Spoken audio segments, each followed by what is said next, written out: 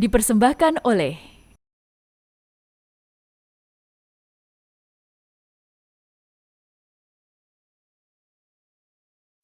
didukung oleh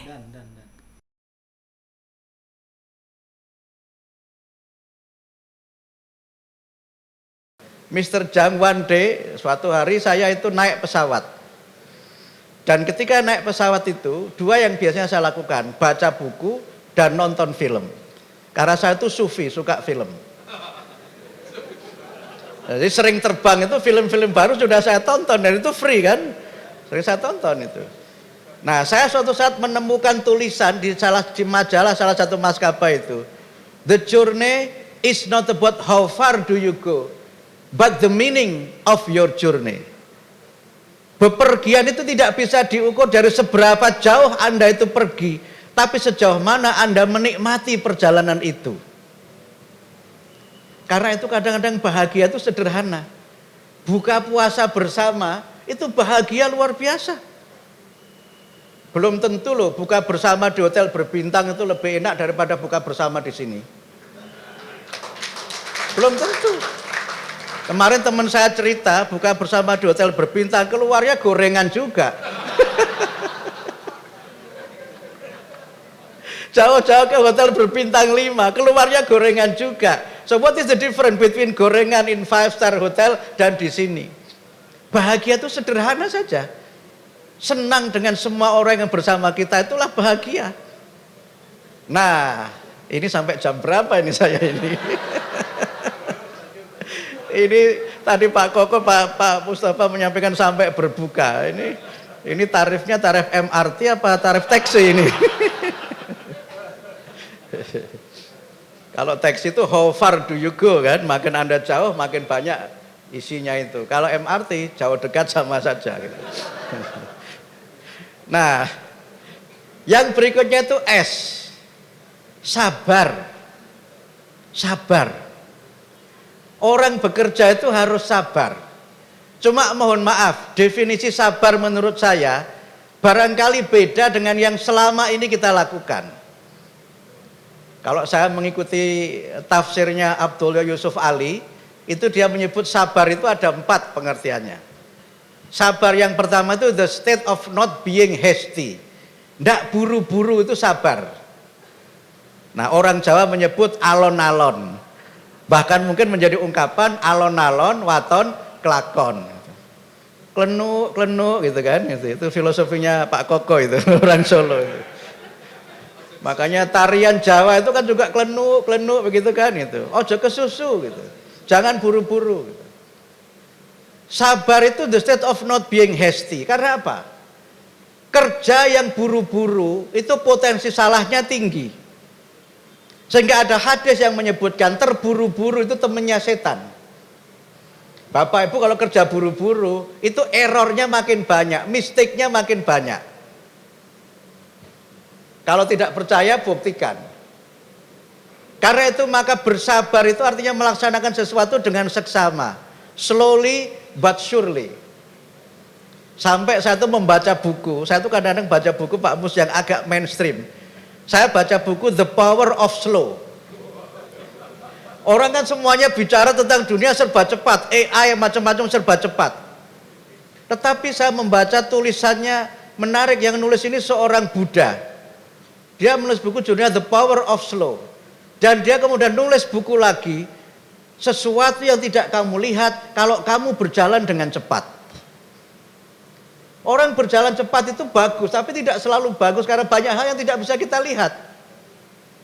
Kalau jalan pelan itu banyak yang bisa kita lihat. Saya punya kawan seorang intelektual besar dari Inggris, namanya Ziauddin Sardar itu.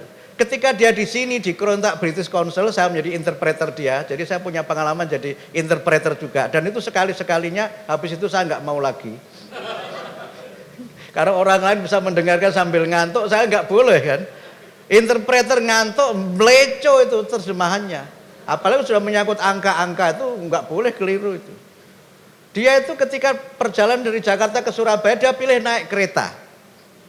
Dia pilih naik kereta, karena apa? Di kereta dia bisa melihat banyak hal yang tidak bisa dilihat di pesawat. Kalau dia punya banyak waktu, Kenapa tidak pilih naik kereta saja? Saya dulu waktu masih ngajar di UIN Bandung itu bikin persiapan mengajar di kereta Pak Mus. Bisa selesai PowerPoint untuk ngajar 1 kali pertemuan. Kalau di pesawat nggak bisa, baru duduk sudah pesawat segera landing. Tapi itu soal pilihan. Yang kedua, sabar itu berarti kalem. Kalem, beda dengan not being hasty. Kalem itu artinya menyikapi sesuatu tidak secara frontal. Kalau ada sesuatu diamati dulu, dilihat dulu. Ini masalahnya apa? Urut-urutannya kemana? Itu orang yang sabar. Makanya seringkali orang yang sabar itu kesannya itu naknu. Naknu itu tidak ada bahasa terjemahannya. Apa Pak Agus naknu itu? Jadi ada sesuatu dilihat aja begitu. Apalagi sesuatu itu baru. Tapi dia memastikan bahwa dia tidak salah melangkah. Sabar itu dalam pengertian ini adalah kalem. Be calm please gitu. Orang mencak-mencak itu kan, ngomong kenceng-kenceng. Itu kalau nggak sabar, dibalas sih dengan kenceng juga. Makanya puasa itu mengajari kita sabar. Kalau orang itu marah, katakan kepada diri Anda, ini soimun. Saya sedang puasa, saya tidak harus melayani kemarahan dia. Itu. Jadi dalam pengertian ini kita ibarat menjadi air di tengah api yang sedang menyala-nyala. Itulah sabar. Itu ini mukanya merah membara, dia tetap berseri-seri. Itulah orang yang kalem itu. Kalau merah membara dibalas dengan merah membara, yang terjadi apa? Jotos-jotosan. Tetapi kalau merah membara disikapi dengan senyum, jadinya apa? Kok kamu tidak marah toh? Nah, untuk apa saya melayani orang yang marah? Enggak ada selesainya. Kemarahan tidak bisa diselesaikan dengan kemarahan. Itulah sabar. Nah, yang ketiga itu passion. Sabar itu passion. Sebagian dari passion itu altruism. Ya mau bagaimana lagi gitu. Sudah terjadi mau bagaimana lagi? Kita sudah berbuat maksimal dan masih salah. Jangan menyalahkan diri sendiri. Tapi belajarlah dari situ. Whatever will be, itu sabar. Sebagian dari sabar itu ada unsur tawakalnya. Kita sudah ikhtiar maksimal, sudah berobat maksimal, ternyata tidak sembuh, malah meninggal dunia. Mau apa? Ya sudah, terima saja. Kita tata batin kita tata hati kita, menerima keadaan itu namanya sabar. Makanya patient gitu. Be patient, terima saja. Mau bagaimana lagi? Sudah tidak ada opsi. Yang berlalu tidak akan kembali. Baik yang indah maupun yang tidak indah itu nggak akan kembali. Bapak Ibu mimpi indah, kemudian terbangun, terus mau diulangi, bisa nggak? Nggak bisa. Itu suruh saya diajari begitu dulu waktu masih muda itu. Kalau kamu mimpi indah, kamu balikkan bantal kamu itu supaya dia juga mimpi indah seperti yang kamu rasakan. Ternyata nggak berlaku juga itu. It gonna never be happen, nggak akan terjadi itu. Begitu juga kalau mimpi buruk, kemudian merasa nanti sesuatu mimpi lagi, enggak juga, mimpinya ganti lagi. Karena itu maka jangan kita melihat masa lalu, tapi lihatlah masa depan. Sehingga sabar dalam keempat itu adalah surveillance atau resilient. Orang yang resilient itu artinya dia belajar dari pengalaman hidupnya, tapi tidak menggerutu, tidak meratapi yang terjadi, tapi kemudian melakukan muhasabah. Kalau sudah begini, apa yang bisa kita lakukan? Tidak ada bahagia yang abadi, tidak ada juga duka yang abadi.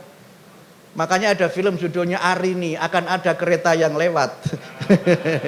Jadi kalau kereta sudah lewat, jangan sesali, jangan salahkan masinis.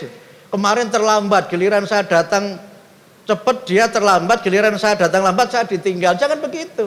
Masih ada kereta yang lewat walaupun nanti jamnya terlambat. Sehingga karena itu kita menjadi orang yang memiliki resiliensi. Ini Pak Mustafa jadi gubernur hebat di Aceh. Tsunami itu hanya berapa lama peristiwanya? Gak ada 1 jam ya Pak Mus. Gak ada 1 jam. Gempa bumi itu hitungannya hanya setengah menit, 1 menit, bahkan mungkin hanya beberapa menit saja. Tapi dampaknya luar biasa. Puluhan ribu orang meninggal dunia seketika. Berapa Pak Mus? 100? 200 ribu coba. 200 ribu hanya dalam hitungan menit. Semuanya bisa kembali ke hariban Allah. Ini kalau anak-anak sekolah mungkin nanya, itu malaikat Israelnya gimana Pak Mukti itu. Dia membayangkan begitu, nyabutnya gimana dalam sekian menit itu. Karena dimaknai mencabut itu nyabut satu-satu begitu. Nggak usah ditanyakan, malaikat itu bisa mengerjakan apapun itu. Oleh karena itu maka banyak hal besar terjadi hanya dalam hitungan menit. Banyak hal terjadi bahkan hitungannya hanya detik. Karena itu maka jangan pernah kita ini merasa bahwa sudah tidak ada waktu, tidak ada kesempatan. Jangan pernah mengatakan itu. Selalu ada kesempatan ketika nafas itu masih ada. Di dalam hadis disebutkan Allah itu menerima taubat hambanya seberapapun banyaknya dosa hamba itu sebelum nyawa itu sampai di tenggorokan. Innallaha yuqbalu taubatal abdi malam yugorgor. Allah itu masih menerima taubat hambanya sebelum nyawa itu sampai tenggorokan. Karena itu dalam cerita-cerita mengenai taubat itu, ini harus ada timekeeper ya, soalnya kaki saya mengatakan sudah lama ini. Itu kan diceritakan ada seorang yang dia itu the true murderer, pembunuh sejati. Dia membunuh 99 orang. Tapi capek juga dia menjadi pembunuh itu. Dia ingin berhenti, dia ingin bertobat. Kemudian dia datang kepada seorang ulama. Dia ceritakan bahwa dia sudah membunuh 99 orang. Dan kemudian sang ulama itu mengatakan, kamu sudah tidak bisa diterima tobatnya. Akhirnya apa? Dia bunuh lagi ulama itu sehingga dia membunuh 100 orang. Tapi dia ingin berubah, dia ingin menjadi lebih baik. Sampai akhirnya kemudian dia ketemu ulama lagi, yang dia bertanya, saya sudah membunuh 100 orang, tapi saya ingin bertobat, saya ingin menjadi lebih baik. Apakah saya masih ada kesempatan? Oh masih ada, kamu datang ke ulama, disebutkan nama ulamanya oleh sang ulama ini. Dia datang menemui ulama yang disebutkan di situ. Tapi sebelum sampai di tempat di mana ulama itu berada, dia sudah meninggal dunia. Dia sudah meninggal dunia. Sampai dua malaikat itu bersitegang. Malaikat rahmat dengan malaikat azab itu bersitegang. Orang ini harus diterima taubatnya apa disiksa. Malaikat azab mengatakan dia harus diazab karena dia sudah membunuh 100 orang. Dan faktanya dia belum bertobat. Malaikat rahmat mengatakan dia harus diampuni karena dia sudah berniat untuk bertobat, menghentikan semua kesalahan yang sudah dia lakukan. Kemudian datang malaikat satu lagi yang memberikan solusi. Sudahlah, solusinya begini aja. Solusinya dihitung jarak dari tempat dia berangkat menuju ke tempat tujuan, itu jaraknya dekat mana. Ternyata lebih dekat ke tempat tujuan. Sehingga kemudian diputuskan kalau begitu malaikat rahmat ini yang memintakan ampun kepada hamba Allah yang sudah membunuh 100 orang itu, dan insya Allah dosa-dosanya diampuni oleh Allah. Nah, yang hadir sebagai ulama itu juga malaikat, dan itu yang menjadi objeknya sesungguhnya kita. Kita harus belajar menjadi orang yang optimis. Tidak ada alasan untuk tidak ada waktu, tidak ada alasan untuk kita menjadi lebih baik, walaupun mungkin secara hitungan waktu itu sangat terbatas. Saya suka nonton sepak bola, walaupun tidak bisa main sepak bola. Dan banyak gol-gol indah itu terjadi di menit terakhir injury time, yang dengan itu kemudian wasit langsung meniup peluit. Padahal golnya terjadi dan itu gol yang menentukan kemenangan. Kemenangan Indonesia 3-0 atas Vietnam itu kan di menit 90 plus 9. Pelatihnya orang Korea. Banyak hal penting terjadi dalam hitungan detik. Dan karena itu maka jangan pernah menyia-nyiakan waktu. Dan itu kenapa di Quran waktu itu diantara kosakata yang dipakai adalah as-sa'ah. Kiamat itu bahasanya juga as-sa'ah, waktu juga as-sa'ah. Batas hidup dan mati itu hitungannya hanya detik saja. Kadang-kadang hitungannya hanya lampu merah makjeleb gitu. Gara-gara lampu merah itu tidak tertolong dibawa ke rumah sakit. Padahal lampu merah kan nggak paham bahwa di situ ada orang yang perlu penanganan cepat. Karena dia bekerja mekanistis. Tapi selalu saja ada keajaiban kalau kita yakin bahwa di tangan Allah lah segala sesuatu itu. Karena itu maka orang yang bisa itu tidak pernah dia berputus asa. Nah yang terakhir A. A itu achievement. Achievement. Ada saatnya dengan kita itu bekerja berniat beribadah. Bekerja sebagai investasi. Bekerja dengan sabar kita akan mencapai achievement tadi. Darajat itu achievement, capaian itu. Dan capaian bagi orang yang beriman itu capaian dunia dan akhirat. Bapak Ibu mohon maaf, ini mungkin agak terlalu indah. Tapi kita juga perlu membayangkan keindahan itu. Kalau kita bekerja mengukur keberhasilan dari berapa rumah yang bisa kita beli dari pekerjaan kita. Dalam hitungan waktu tidak terlalu lama rumah itu sudah habis. Belum kita meninggal dunia, dokter sudah memvonis hidupnya tinggal 3 bulan. Anaknya sudah berpikir saya dapat warisan berapa dari bapak saya. Regardless how much money we could earn, kalau itu yang menjadi ukuran pekerjaan kita, berhenti semuanya di dunia. Tetapi kalau ukuran achievement itu adalah amal soleh, kebaikan, bekerja sebagai investasi, maka kita itu menjadi orang yang punya legacy. Punya legacy. Kalau saya tanya Bapak Ibu sekalian, siapa pahlawan-pahlawan nasional Indonesia? Ini bukan pertanyaan mata pelajaran PPKN. Tapi saya ingin mengatakan banyak orang yang ketika hidup itu, dia hanya numpang lewat saja, diumumkan, lahir tahun sekian, wafat hari ini. Tapi tidak ada legasi yang dia tinggalkan. Ada nggak Bapak Ibu orang yang begitu? Banyak. Tapi sang hero itu sudah wafat ribuan tahun yang lalu. Nabi Muhammad itu wafat berapa tahun yang lalu? Beliau wafat tahun 632. Sekarang 2024, itu berapa tahun? Tolong yang bagian akunting dihitung.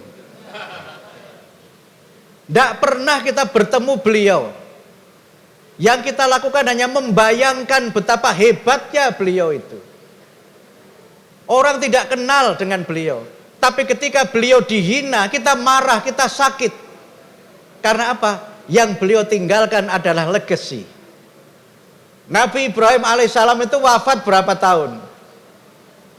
Nah, sudah ribuan tahun lagi, lebih lama lagi. Dan orang kemudian berebut menunaikan ibadah haji. Apa yang dia lakukan ketika sedang haji dan umroh itu? Semuanya adalah jejak-jejak. Bagaimana Nabi Ibrahim itu membangun Mekah yang dulunya adalah tanah yang gersang, yang seperti tidak ada harapan. Ketika beliau diperintahkan hijrah dari Palestina ke Mekah itu kan kemudian beliau mengatakan, Robbi ya Tuhanku, aku meletakkan anakku, keturunanku, biwadin ghairi dzi zar'in inda baitikal muharram, di lembah yang gak ada tanaman, di dekat rumahmu yang suci. Tapi kemudian beliau berdoa, dan doa itu saya kira saya termasuk yang mengamalkan itu Pak Mus, Pak Koko. Nabi Ibrahim itu berdoa minta 4 hal. Robbi habli hukma wa alhiqni bis solihin waj'alli lisana sidqin fil akhirin waj'alni min warathati jannatin naim. Beliau minta 4 hal. Yang pertama, ya Allah, aku minta kepadamu hikmah. Robbi habli hukma. Hikmah itu artinya orang yang berilmu dan mengamalkan ilmunya. Ilmunya ilmu yang bermanfaat. Ini 1 menit lagi padahal ini perlu 3. Yang kedua, beliau minta masukkanlah aku ke dalam golongan orang-orang yang solih. masukkan aku ya Allah ke dalam golongan orang yang solih. Dan kemudian yang ketiga beliau minta, jadikan aku buah bibir yang baik bagi generasi yang akan datang. Lisana sidkin fil akhirin. Kalau orang mengingat aku, yang diingat adalah jasa-jasa yang saya tinggalkan. Kalau orang mengingat aku, yang diingat adalah prestasi yang saya torehkan. Itulah orang yang menjadi buah bibir bagi generasi yang akan datang. Dan yang keempat beliau minta supaya dimasukkan ke surga Jannatun Naim. Surga yang tertinggi, surga An-Naim. Nah, Bapak Ibu sekalian, kita bekerja di sini, numpang lewat saja atau menjadi legend di tempat di mana kita bekerja. Pahlawan itu hidupnya tidak lama, tidak meninggalkan harta, tapi namanya tetap dikenang karena kebaikan-kebaikan yang dia lakukan. Dan itulah menurut saya orang yang berfilosofi bisa bekerja dengan semangat, beribadah, investasi, sabar, dan berorientasi prestasi atau achievement. Karena itu maka Bapak Ibu sekalian, dengan semangat bisa ini, mudah-mudahan kita bisa mencapai banyak hal dalam hidup kita, mencapai kemuliaan dengan kita bekerja, mencapai kesejahteraan dengan kita bekerja, dan jangan sampai bisa itu menjadi racun. Karena di antara makna bisa adalah racun. Jangan sampai kemudian kita merasa bisa tapi tidak pernah berbuat apa-apa. Dan itulah yang menurut saya perlu kita bangun, bisa sebagai corporate culture. Saya kira demikian, saya tidak akan menunda kebahagiaan Bapak Ibu sekalian. Karena menurut hadis Pak Dedi, kebahagiaan orang berpuasa itu menurut hadis kan ada dua. Lissoimi farhatani. Farhatun inda fitrihi. Dia bahagia ketika dia berbuka. Makanya kotak yang berjalan lebih menarik daripada tausiah saya. Saya sadar diri itu. Yang kedua, farhatun idza liqa rabbihi.